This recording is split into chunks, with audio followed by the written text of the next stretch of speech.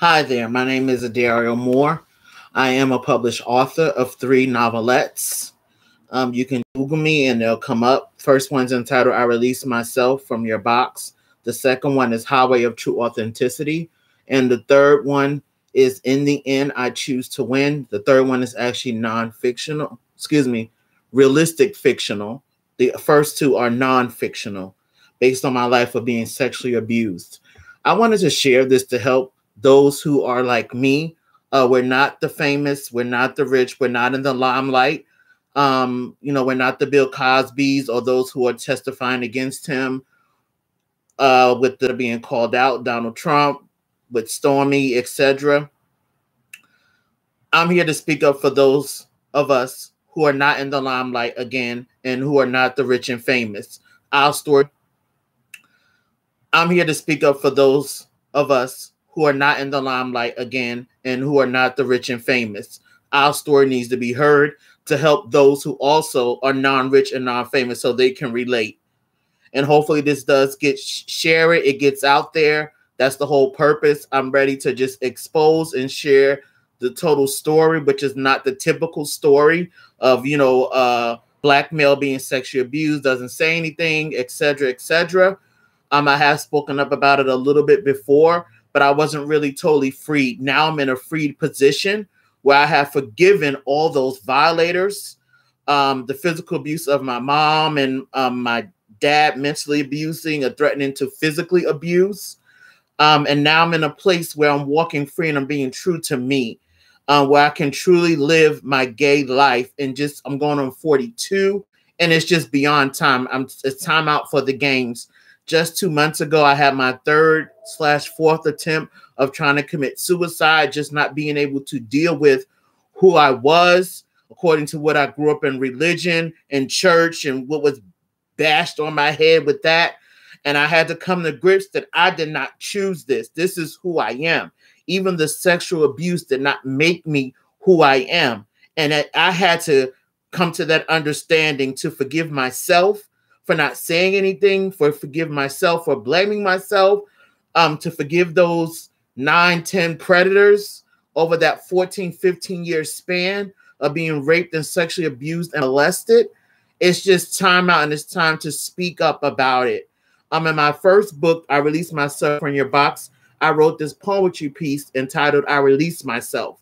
And it says, oh, you have me so twisted, confused, torn, depressed, stressed, beaten inside, and living with low self-esteem, disconnected and so unstable on the outside. But today, I say no longer, because I found someone who really cares and truly loves me for me, and not for how I look or what I can do for them.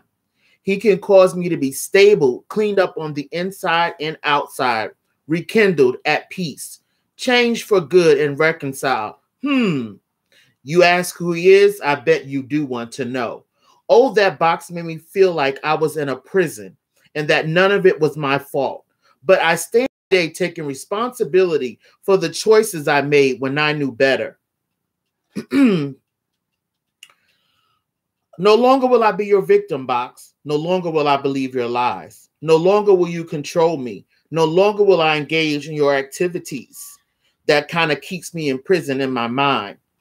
And no longer shall you keep me captive, because I release myself from your box and into arms. Yes, his arms, for he can keep me, hold me, mold me, and shape me to fulfill his purpose and destiny, all for his glory. So, box, you say, why now? Well, let me tell you why now. Because enough is enough. You have portrayed yourself to be oh such the right thing in the form of making me temporarily feeling good for this or for that. It always costs me something, but no longer, because I take a true stand for God and being true to who I am. No more playing church. No more being connected with those that mean me no good and do not profess my strength in who I am and who God is to make me who I am. No more lying down with those spirits and rising up with them. No more highs through that temporary fix. No more foolish anger. No more foolish anger. No more foolish anger when I thought it should always be my way. No more trying to make you like, accept, and understand me. No more Do you hear me? No more. I roar no more, because I release myself. I release myself. I release myself from your box. Of course, that is metaphorically, the box is metaphoric in the form of talking about those that sexually assaulted me.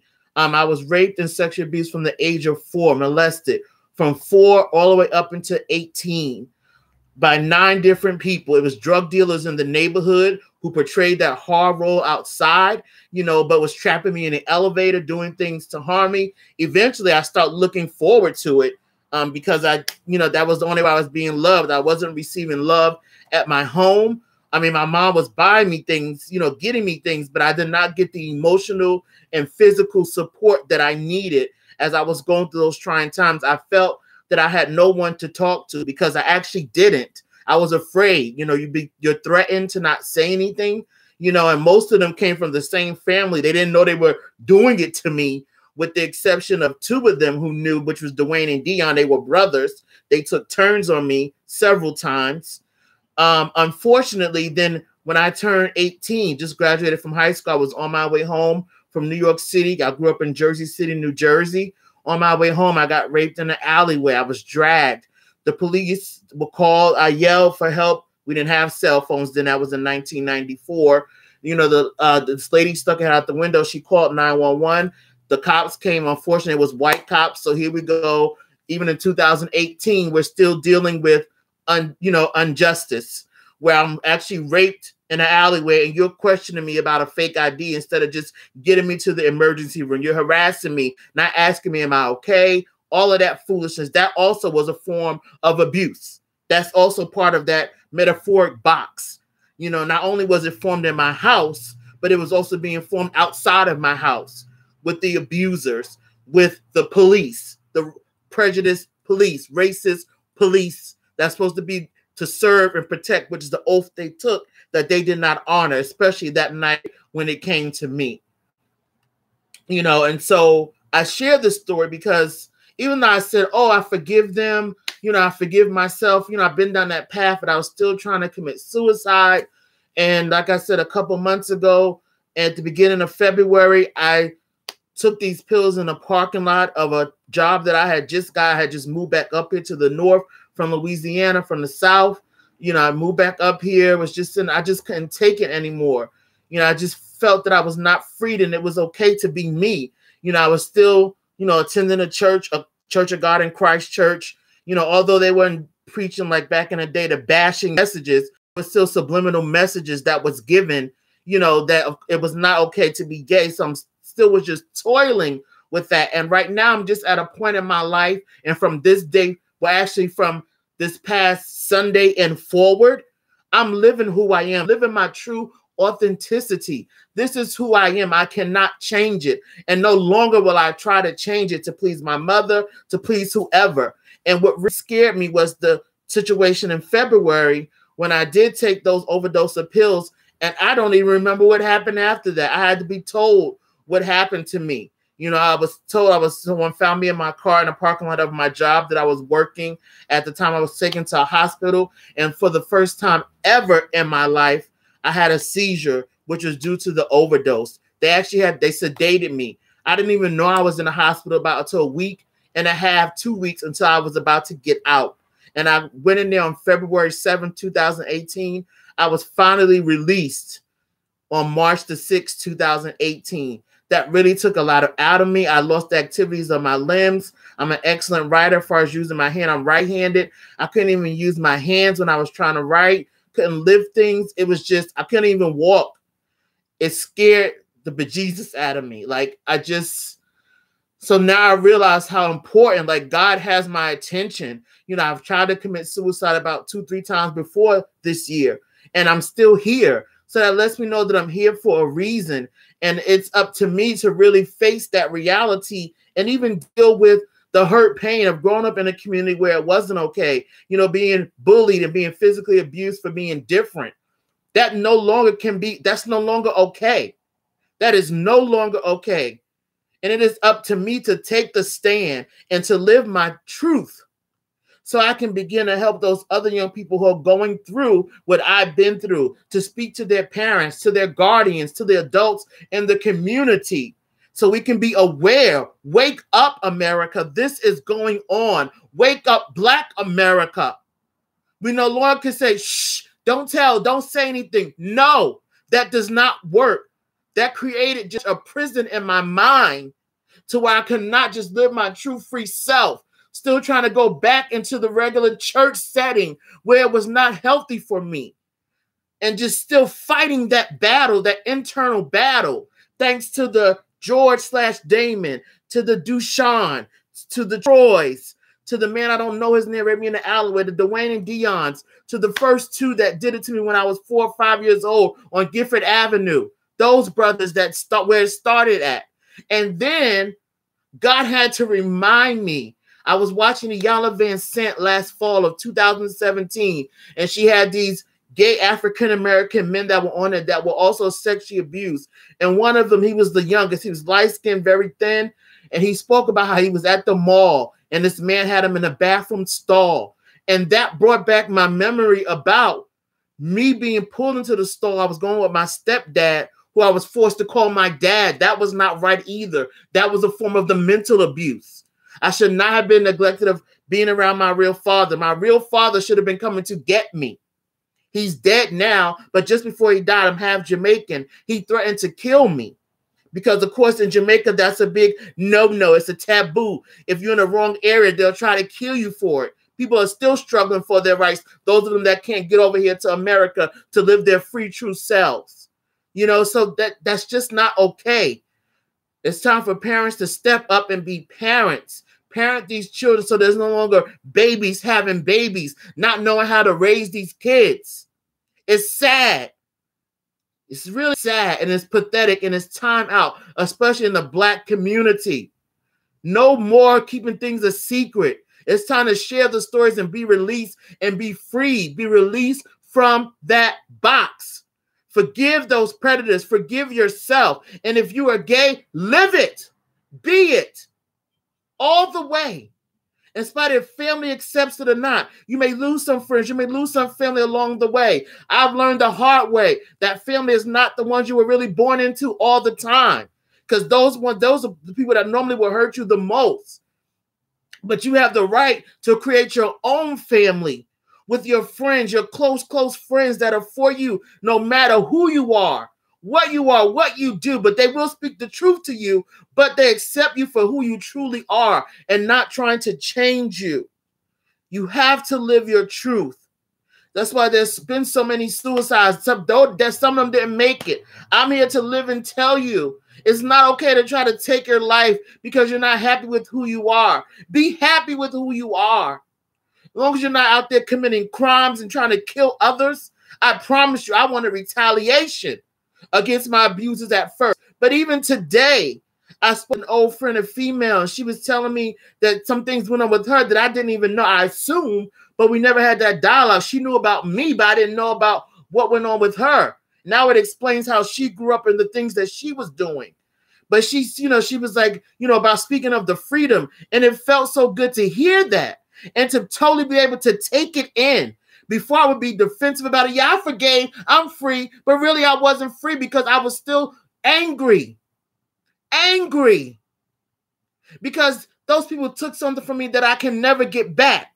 But what I can do is I can begin to play it forward, to push forward, to live my truth, to live my life for me and parent that little boy that is still in me that didn't get parented. Now I have the ability to parent him, or if I want to call him her, whatever.